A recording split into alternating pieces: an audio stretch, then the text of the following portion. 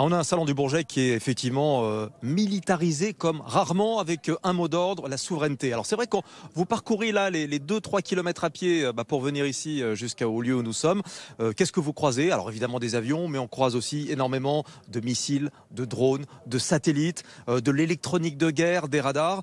On a une présence américaine qui est absolument massive, hein. Tout le monde est là. Vous avez l'US Air Force, vous avez le Pentagone, vous avez Lockheed Martin.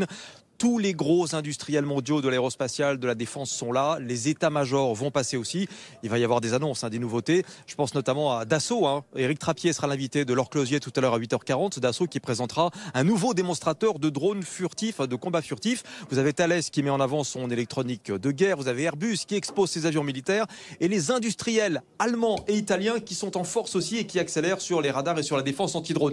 Et tout ça, bien naturellement, va se traduire dans les contrats. On devrait avoir pendant le salon un gros volume d'affaires dans le secteur de la défense. Et on attend également en fin de semaine, ça c'est très important, une mise à jour de la stratégie spatiale avec la venue ici d'Emmanuel Macron.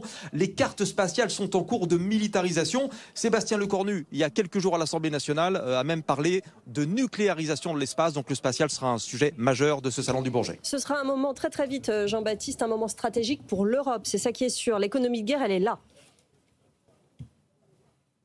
Exemple très concret, MBDA, le leader européen de missiles, annonce une révolution industrielle avec un partenariat inédit avec l'industrie automobile, vraiment pour répondre à l'urgence militaire, la montée en cadence. Et ce rapprochement entre l'automobile et la défense, bien c'est un mouvement de fond qu'on observe en ce moment en Europe. Et ce sera là sans doute un des messages clés de ce Bourget 2025, la consolidation. On va jeter les ponts d'une coopération européenne plus solide dans la défense comme dans le spatial.